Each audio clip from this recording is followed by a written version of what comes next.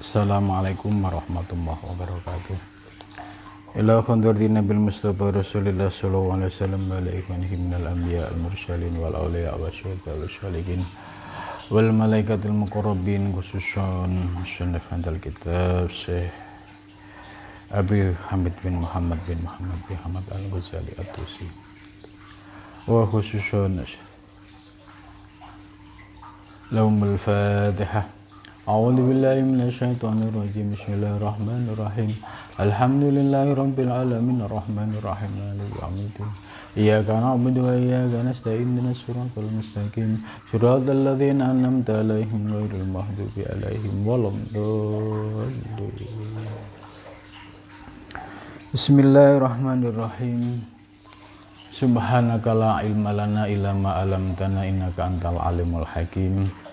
La haula wa la quwwata illa billahil aliyyil azim. Rabbi shrah li sadri wa yassir li amri wahlul 'uqdatam min lisani yafqahu qawli. Amin ya rabbal alamin. Pagi ini kita melanjutkan kajian kitab Bidayatul Hidayah, membahas tentang adabus syiyam, yaitu adab berpuasa.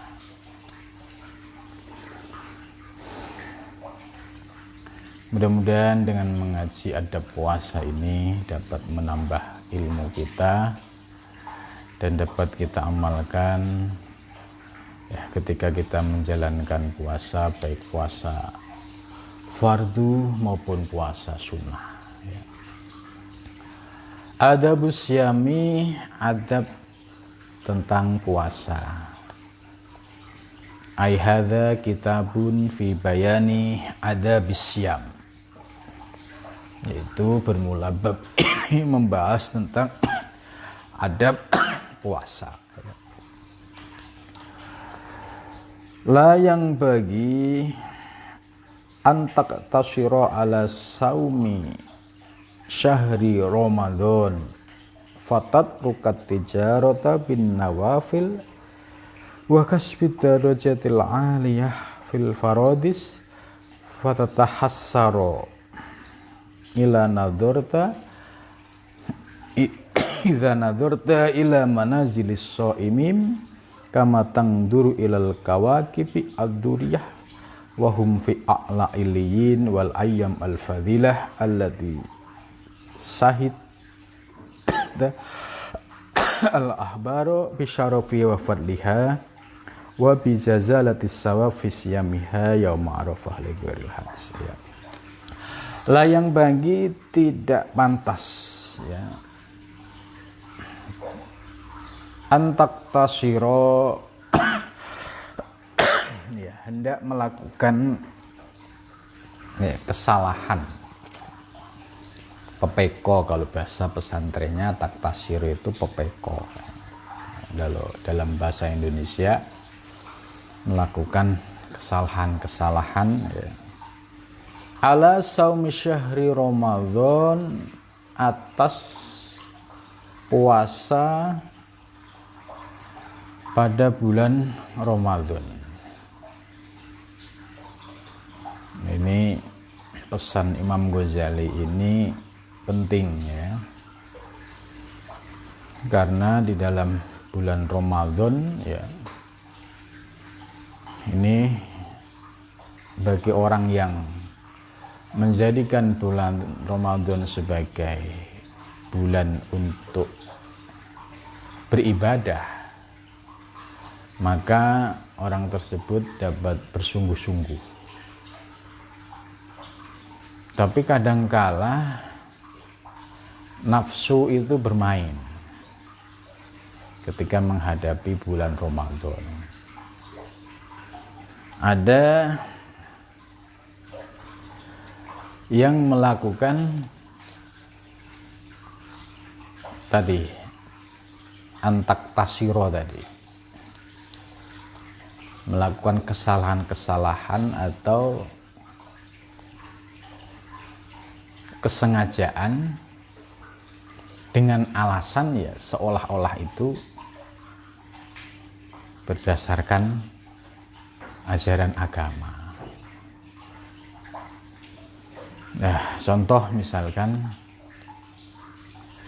bagi orang puasa yang sedang musafir, ya, bepergian puasa Ramadan, memang secara syar'i ada fasilitas untuk tidak berpuasa.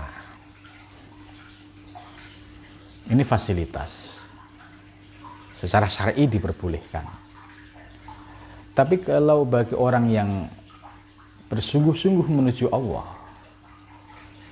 itu melihat kondisi, ya, melihat kondisinya. Kalau memang dalam perjalanannya itu tidak menghabiskan energi dan tidak ada rasa capek, sekalipun dalam perjalanannya itu ada masafatus safar, perjalanan jarak perjalanan yang membolehkan untuk melakukan qashar itu ada, boleh. Tapi dia naik pesawat gitu. Naik pesawat kan nggak ada capeknya, karena di pesawat tinggal ngantuk udah sampai kan. Nah, di sini bisa dilihat kesungguhan seseorang. Kalau dia menggunakan fasilitas, boleh iftar, boleh batal. Nah, ini secara syar'i boleh, nggak ada larangan. Tapi bagi orang yang sudah menuju Allah, ya, karena perjalanannya tidak membutuhkan energi seperti menggunakan kendaraan yang berat, ya, seperti misalkan naik sepeda, atau kalau zaman dulu itu kan perjalanannya itu kalau nggak pakai onta, pakai keledai. Itu memang selain panas juga dalam jarak yang sangat jauh. Nah, zaman sekarang perjalanan sudah cukup modern. Perjalanannya jauh, masafatus safar oke, tapi ilat sayah atau kepayahan itu nggak ada, karena semua serba nyaman gitu. Nah, ini kembali ke personalnya. Nah, kalau secara syar'i boleh untuk iftar, tidak puasa, tapi bagi orang yang menuju Allah, ini sayang banget memanfaatkan, ya, momen Ramadan, ya, dia akan tetap dalam keadaan puasa karena merasa saya tidak ada kepayahan, tidak ada kesulitan dalam menjalankan puasa. Lah, ini hal semacam ini itu diajarkan oleh Imam Ghazali sebagai bagian dari adab dalam menjalankan puasa. Itu sekalipun nggak puasa ada dalil syar'inya, yaitu tadi setelah mencapai masafatus safar. Tapi secara ilatnya itu kan tadi capek sayah kan nggak ada. Misalkan sini Surabaya ya, memenuhi syarat, sini Jakarta, sini Semarang sudah memenuhi syarat kalau naik pesawat, tapi perjalanan hanya 1 jam. Nah, bagi orang yang memiliki kesungguhan dalam menuju Allah atau dalam beribadah kepada Allah, itu akan tetap berpuasa sekalipun ada fasilitas. Karena sayang banget momen puasa ini kalau kita abaikan begitu saja. Gitu. Ini makanya disebut bagian dari adab. Ya, adab itu ya fauqal ilmi. Ya, contoh bab sholat kemarin. Kalau menurut fikih, orang sholat itu bagi laki-laki kan auratnya dari pusar sampai ya dengkul.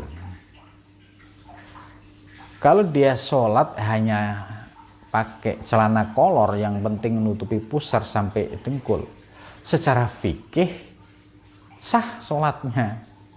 Tapi secara adab sosial, kan ada adab sosial, ada adab indallah. Adab sosial, kira-kira kalau di masjid lihat orang seperti ini, itu rasanya gimana gitu. Ya, gitu. Padahal secara fikih sah, karena nutupi aurat. Tapi secara adab sosial, adab agama, ini kok orang nggak punya sopan santun, nggak punya adab, masa sholat di masjid hanya pakai kolor, nggak pakai baju atasan gitu. Nah, dia bisa berargumentasi secara ilmu. Ya saya kan yang penting nutupi aurat. Ya sah, benar gitu kan.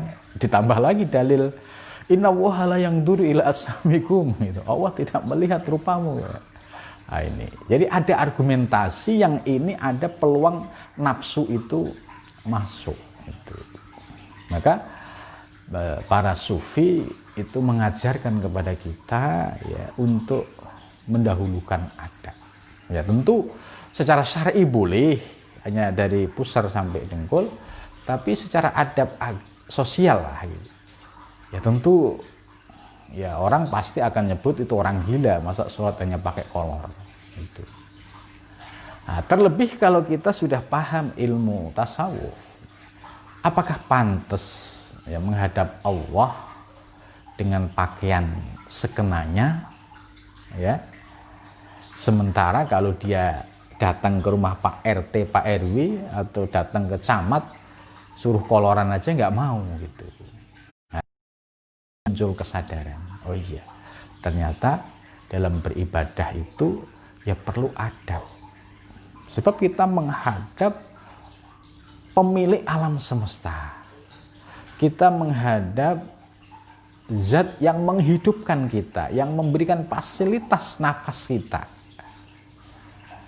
ya, yang memberikan fasilitas rezeki kita gitu. Nah, ini tentu ya kalau orang yang sudah mulai mengenal ilmu tasawuf itu nampak adabnya itu sudah mulai dipraktekkan dalam ibadah itu. Maka dalam ibadah itu tidak cukup sebatas ilmu fikih ya. Tadi kalau ilmu fikih pakai kolor pun boleh gitu. Tapi secara adab ya nggak pantas dong, oh ini menghadap Allah. Nah, apalagi ke masjid kok hanya pakai kolor. Nah, di lingkungan kita sudah ada norma sosial ya, yang didasari dari norma agama. Oh iya ke masjid pantasnya pakai peci, pakai baju putih, sarung atau celana. Ini sudah menjadi bagian dari adab itu ya.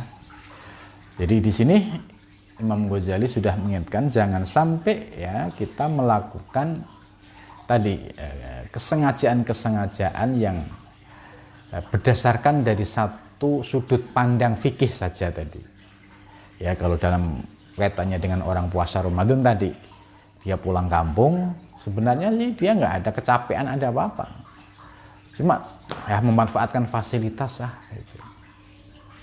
Ya oke, nggak ada masalah, tapi secara adab sayang banget dong, ini kan bulan mulia, bulan penuh berkah, kalau kita lewatkan tidak berpuasa hanya persoalan ini ada uzur syar'i, tapi kita sebenarnya ada kemampuan karena nggak ada madharat, ya tentu kita akan mengutamakan puasa.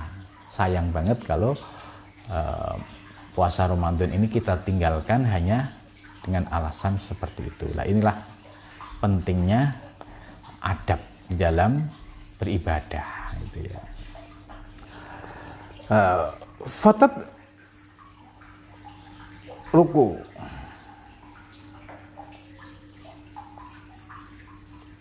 ya, fatat ruku maka kamu meninggalkan at-tijarah bin nawafili dengan ibadah-ibadah sunnah ya. Ini terlebih lagi meninggalkan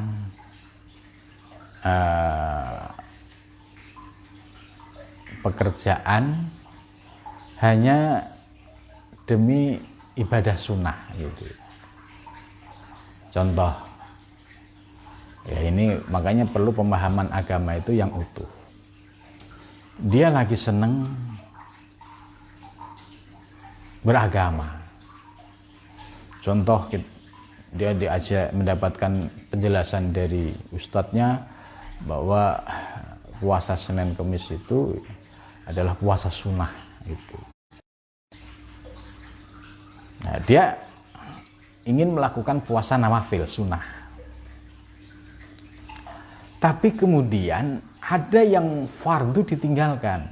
Gara-gara dia puasa Senin Kemis, akhirnya kerjaan diabaikan. Padahal pekerjaan ini terkait profesi ini terkait dengan sumber ma'isyah, ya, untuk memberikan nafkah anak dan istri. Nah, ini jangan sampai kita salah praktek. Ya, saya demi puasa Senin Kemis, ya, saya setiap Senin atau Kemis saya harus meninggalkan pekerjaan saya. Mungkin kalau pegawai negeri nggak bisa karena ada aturan. Kalau dia pedagang, libur dulu gitu. Nah, ini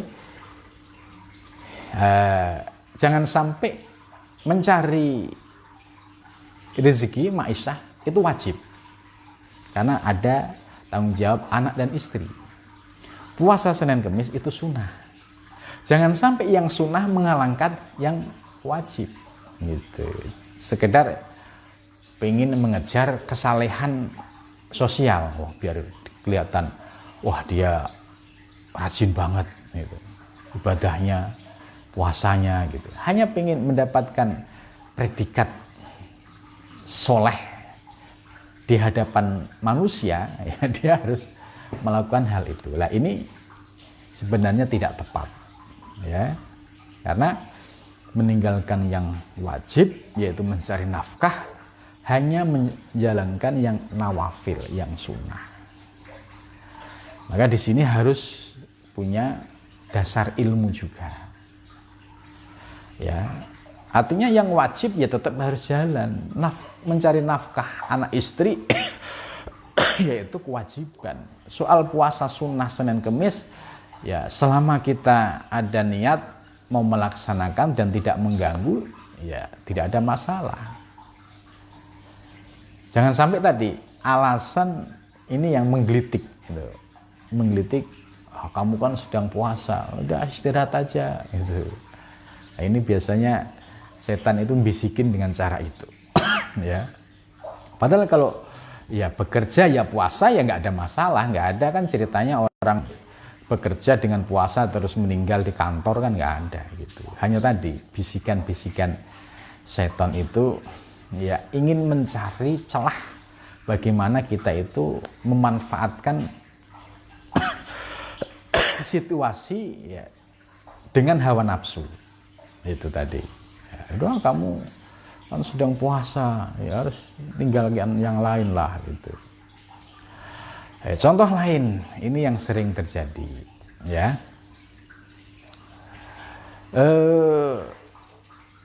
Berdakwah ya di luar rumah gitu, dengan meninggalkan tanggung jawab mencari ma'isyah. Tanggung jawab mencari nafkah untuk anak dan istri ditinggalkan, hanya dia pengen melakukan kegiatan sholat jamaah dari masjid ke masjid karena ada program itu misalkan. Ini kan harus dinilai dengan jernih. Oh, saya kan dakwah di jalan Allah karena saya ya berjamaah di masjid mengajak orang untuk berjamaah gitu kan. Tapi dia meninggalkan yang pokok ma'isyah, kerjaannya ditinggal sehingga nafkah anak istri tidak dipikirkan. Lantas dia berargumen, loh kalau saya ini di jalan Allah pasti Allah akan mencukupi. Nah, ini tambah mabuk lagi gitu. Jadi menurut mereka kalau saya berdakwah ngajak orang berjamaah, nah itu pasti anak istri saya dicukupin gitu. Nah, inilah kelembutan ya hawa nafsu memperdaya seseorang dalam ibadah. Ya, dia meninggalkan yang wajib ma'isyah anak istri, tapi dia hanya sekedar ngejar jamaah. Ya, ini sunnah, jamaah kan sunnah. Nah, terus mengajak ya, apalagi kapasitas ilmunya dia juga nggak ada. Itu kan ada syarat ilmunya nggak ada gitu ya, dengan ikut-ikutan seperti inilah, ini meninggalkan yang wajib, mengejar yang sunnah. Dampaknya apa ya? Anak istri nafkahnya karena tidak kerja ya tidak punya pemasukan, sekolahnya anak bisa terhenti, nafkah keluarga juga berhenti. Dan ini masalah ini banyak sekali ya, kejadian-kejadian yang diakibatkan tadi semangat beribadah tapi tidak didasari dengan ilmu. Nah, kan yang wajib mencari nafkah istri, wajib, di sela-sela dia mencari nafkah kan tetap masih bisa berjamaah, gitu kan? Tidak harus, saya harus keluar desa, keluar kota. Ya, ini perhitungan mandurutnya nggak dihitung. Bagaimana kalau anak istrinya nggak bisa makan? Oh kan dijamin sama Allah, saya dijamin Allah. Ya, ini namanya tidak menyesuaikan dengan kualitas akidahnya. Wong dia ilmunya masih pas-pasan, belajar sholat aja masih gerudal geratul bahasa Jawa gitu. Tapi kok alasnya dakwah, anak istri ditinggalkan dan kemudian tidak mencari maisah itu. Maka ya praktek yang semacam ini diakibatkan karena ilmunya tidak utuh. Gitu. Maka Imam Ghazali memberikan semacam kritik lah, jangan sampai mengejar yang sunnah, meninggalkan yang fardu. Gitu. Ya, karena banyak fakta ya, keluarga berantakan, anak berantakan ya karena kurang ilmu ya, ngikutin itu, padahal dia kapasitas ilmunya untuk berdakwah juga tidak ada, kapasitas untuk menyampaikan ayat juga nggak ada, hadis juga tidak ada. Sementara yang tanggung jawab dia di hadapan Allah, nafkah anak istri, diabaikan. Gitu. Ini jangan sampai seperti itu ya. Jangan ngejar sunnah tapi meninggalkan yang wajib. Wa kasbud darajatil aliyah farodis ya. Dan mencari derajat yang tinggi fil farodisi, di surga Firdaus ya. Fatatahassara, maka Anda menjadi menyesal. Itu maksudnya tadi ya, ada seorang yang belajar ilmu ya, khususnya ilmu agama yang berkaitan dengan tasawuf lah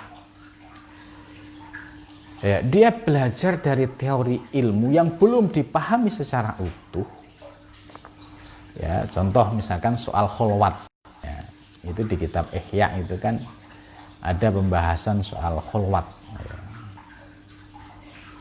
Terus tiba-tiba dia, saya pengen kholwat gitu. Nah, kholwat ini kan meninggalkan anak dan istri. Dia pergi ke sebuah tempat yang sepi, ya, misalkan di gunung lah gitu. Ini dia pengen mengejar derajat yang tinggi di sisi Allah, tapi abe terhadap hak dan kewajiban. Apakah akan sampai kepada Allah? Ya, hayhata ya, lima tu'atun, jauh banget ya, tidak akan bisa memperoleh apa yang dia cari, sebab dia sudah salah cara. Orang mau kholwat ya itu ada syaratnya. Syarat itu nafkah buat anak istri selama ditinggal kholwat sudah terpenuhi. Ya, kalau dia orang yang bekerja di sebuah lembaga atau di sebuah perusahaan, ya paling tidak sudah mendapatkan izin. Sebab kalau tidak resikonya dipecat. Kalau dipecat bagaimana nasib anak dan istri? Ini. Jadi jangan dalih, wah saya ingin kholwat supaya saya sampai kepada Allah. Ya, ini kan mengejar kedudukan yang tinggi di surga Firdaus. Tapi dia mengabaikan yang pokok, yaitu tadi mengabaikan urusan kantor, mengabaikan urusan kerjaan, mengabaikan nafkah anak dan istri. Nah, cara seperti ini tidak dibenarkan. Itu, ya.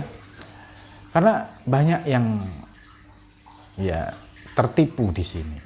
Ya, dia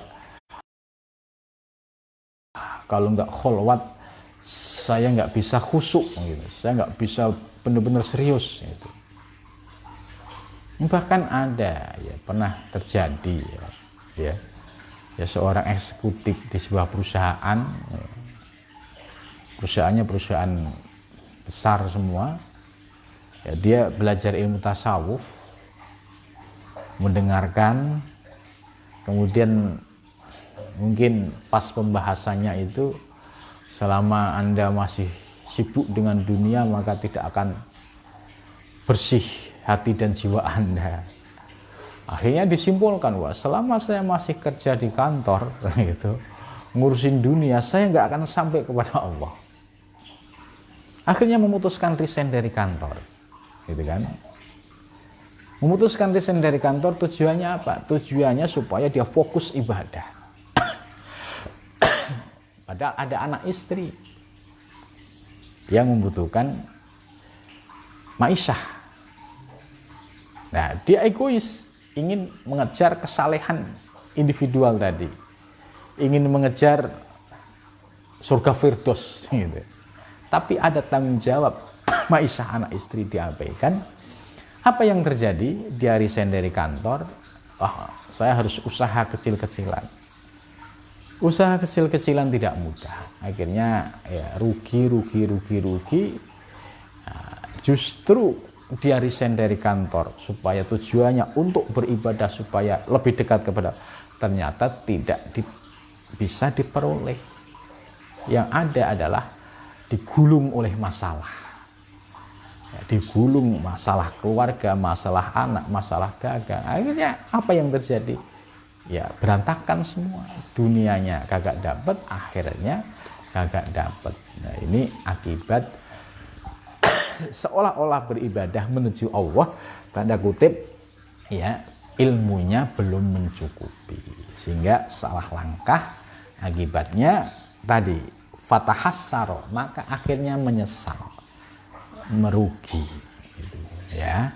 Jadi maka penting ngaji ya, kitab-kitab tasawuf ya, terutama Imam Ghazali ya, mengajarkan kepada kita pentingnya adab. Ini menurut saya sangat penting sekali, sebab kalau kita beribadah hanya basicnya ilmu fikih, yaitu seperti tadi itu kaku ya, nggak bisa lembut dan nggak memiliki adab yang lahir dan batin. Idza nadzarta, apabila kamu melihat ila manazilis shaimin, kepada kedudukan orang-orang yang puasa, kama tangduru, sebagaimana kamu melihat ilal kawakibi, kepada bintang-bintang, ya, bintang-bintang ad-dariyati, bintang-bintang yang membiaskan cahayanya, gitu. Wahum, dan bermula mereka fi a'la iliyin, mereka pada posisi makom yang gitu. Wal ayam, Dan bermula beberapa hari ya, itu ya ini maksudnya Imam Ghazali menegaskan ya, ini baca kitab ini kalau nggak tahu potongan-potongan paragrafnya ya, ini maknanya bisa berbeda itu. Maksudnya Imam Ghazali memberikan motivasi ya kepada kita bahwa orang-orang yang istiqomah puasa, kalau yang fardu jelas, yang sunnah ya, ini diibaratkan kama tangduru ilal kawabid ad-duriyah wahum fi a'la iliyin gitu. Jadi mereka ibarat bintang-bintang yang bercahaya di langit, dan mereka menempati sebuah tempat yang sangat mulia dan tinggi. Ini orang-orang yang ahli puasa, tentu ya puasa sunnah ya, Senin Kamis itu, atau puasa Ayyamul Bid ya. Nah ini nanti akan dijelaskan oleh Imam Ghazali puasa-puasa apa saja yang recommended ya untuk dipraktekkan ya. Tapi yang penting tadi di awal, jangan sampai meninggalkan yang wajib, yang pokok itu. Jangan sampai kita ngejar sunnah meninggalkan yang wajib. Ini poinnya di sini ya. Selama kita enjoy dengan puasa, di kantor juga nggak ada masalah, di perjalanan juga nggak ada masalah gitu ya. Karena dia menikmati nikmatnya puasa. Jadi orang berpuasa itu bertingkat-tingkat. Kalau kelasnya anak-anak, berpuasa itu menyiksa ya kan, anak-anak nih, karena ya biasanya bisa makan bebas, tiba-tiba dilarang, pasti protes. Maka anak-anak ini yang belum punya kesadaran, ada kesempatan minum, dia minum. Setelah itu pura-pura puasa, karena anak-anak itu yang penting di hadapan bapak ibunya kelihatan puasa. Sama kalau sekalipun kita sudah tua, tapi keimanan kita masih anak-anak juga sama, hanya formalitas. Puasa ya puasa, ya tidak memahami puasa secara substansi. Apa sih kita kok harus puasa? Oh iya, ternyata ada hawa nafsu di dalam diri kita yang bisa ditundukkan hanya melalui puasa, yaitu amarah. Ini sudah mulai punya kesadaran ilmu, sehingga ketika dia mengamalkan puasa itu merasakan betul gejolak yang dihadapinya. Oh iya, ternyata manfaatnya seperti ini, ternyata nikmat banget ya puasa ya. Maka kenikmatan puasa ini bisa dirasakan bagi orang yang sudah mendapatkan pencerahan rohani tadi. Tapi kalau bagi orang yang masih awam, ya puasa itu menyiksa karena dipaksa. Tapi bagi orang yang sudah menuju Allah, puasa itu ada kenikmatan. Sebab apa? Ada bentuk perlawanan, mujahadah di dalam diri kita, yaitu melawan hawa nafsu. Dan kunci untuk menundukkan melalui puasa. Akhirnya menikmati. Itu. Terus ketika sedang berpuasa, dia sudah mulai mengamalkan, menjaga pandangan, menjaga telinga, ya, pandangannya tidak jilalatan, telinganya sudah mulai mengurangi yang hal-hal yang negatif sudah tidak didengar gitu kan, lesannya sudah mulai terjaga, terkontrol, ya, semakin bisa menahan diri gitu. Yang biasanya itu kalau diajak ngobrol langsung nyaut, oh karena puasa perut lapar bisa nahan. Oh iya ya, mantap. Mau ngomong banyak gimana? Wong perutnya lapar gitu ya. Nah, ini ada efek positif ya kalau kita sudah istiqomah puasa itu, puasa itu terasa nikmat gitu ya. Ya bagi puasa itu menyiksa gitu, ya. Maka ada tingkatan puasa menurut Imam Ghazali, ada tingkatan awam, khos, dan khawasul khawas gitu. Bagi khawasul khawas, puasa adalah kesadaran ya ruhani mafil wujud ilallah gitu. Tapi ini hanya dirasakan oleh orang-orang yang makom khawasul khawas ini. Kita tidak boleh gaya-gayaan gitu. Puasa saya itu sudah puasa khawasul khawas gitu. Nah, khawasul khawas tapi teriak-teriak perutnya lapar gitu kan. Jadi nggak matching, nggak imbang antara ilmu dengan pengamalan ya.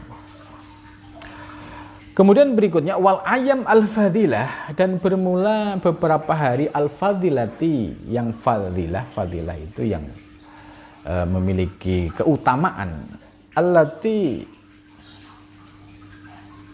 syahidah, yang dapat kamu lihat, al-akhbaro, pada hadis-hadis itu, bisyarafiha, dengan kemuliaannya, wafadliha, dan kelebihannya, wa bijazalatis sawabi, dan dengan balasan pahalanya, fi siyamiha, pada puasanya itu, yaitu yaumu arafah, yaitu puasa pada bulan Arafah, li ghairil haji, bagi selain haji. Ini jadi tingkatan puasa yang memiliki keistimewaan dan bersumber dari hadis yang cukup ya kuat ya, recommended gitu, yaitu puasa Arafah li ghairil haji, bagi orang yang tidak haji. Ya, tentunya ya pada musim haji kita orang Indonesia itu posisinya bisa seperti ini. Tapi kalau pas haji ya Arafah ini ya perjuangan yang sangat berat, karena ya di Arafah ini biasanya cuacanya itu panas ya. Maka bagi orang-orang haji itu ya ketika Arafah ini ya nggak ada orang puasa, karena nggak ada perintahnya. Itu sebab mereka sudah melakukan sebuah ibadah yang membutuhkan kekuatan fisik. Itu apalagi kalau Arafah ya, itu kita merasakan betul panasnya itu luar biasa.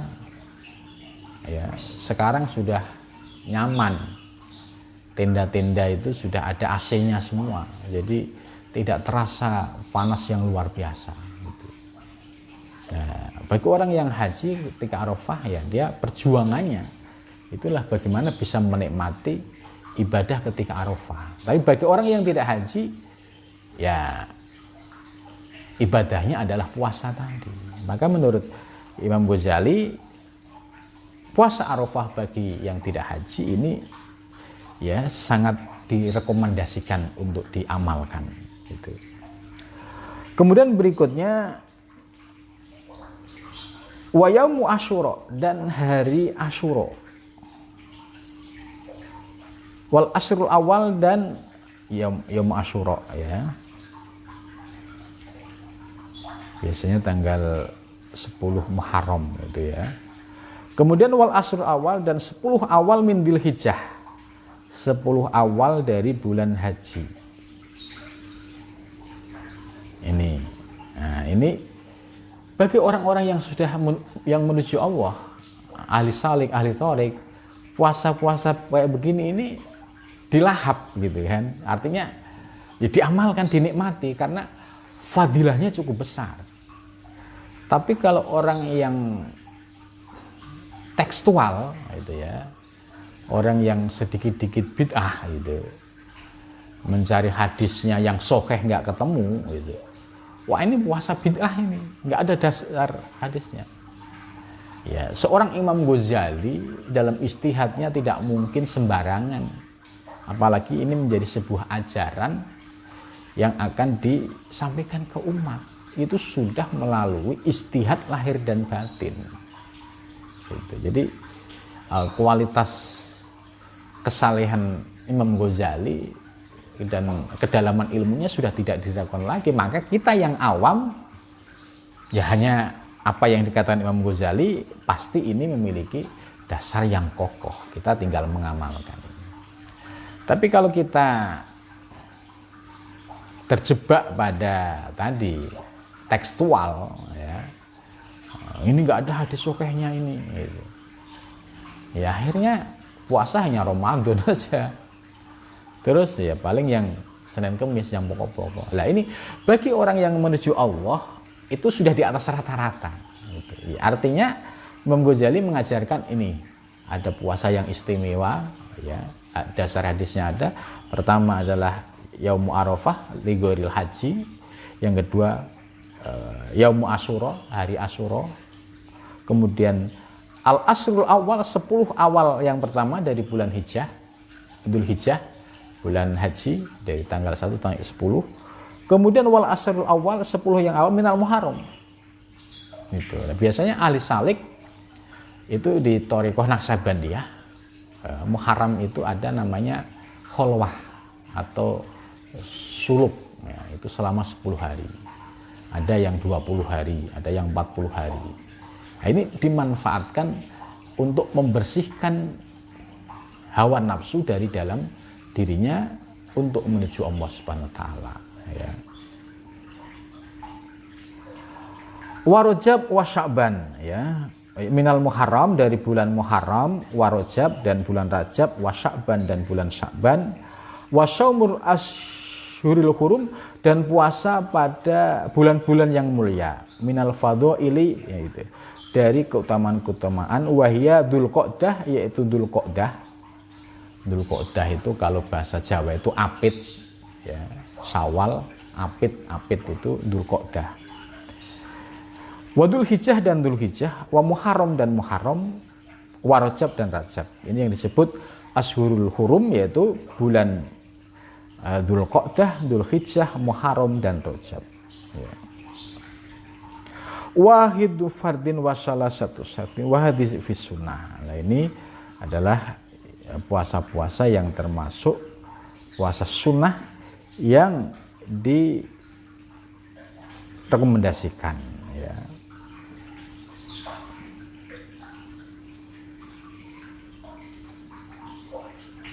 Ini ada penjelasan lagi, wa Rajab wahidun fardin, itu pada bulan Rajab.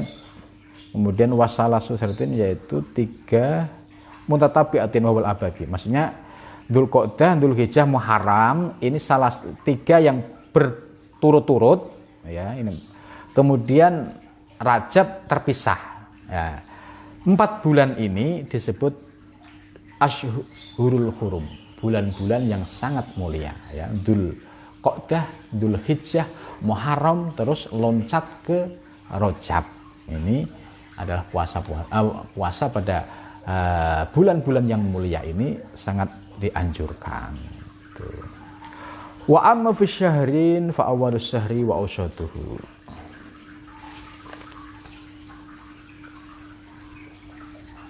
Ya, sampai sini dulu, ya. Mudah-mudahan dari pembahasan ini kita mendapatkan tambahan ilmu yang bisa menambah kualitas keilmuan kita, dan ketika ilmu ini kita praktekkan bisa menambah kualitas ketakwaan kita dan bisa menambah kebersihan lahir batin kita. Sebab syarat menuju Allah itu ya harus bersih lahir dan batin. Mudah-mudahan kita mendapatkan bimbingan dari Allah Subhanahu wa taala dan diberikan istiqomah. Wassalamualaikum warahmatullahi wabarakatuh.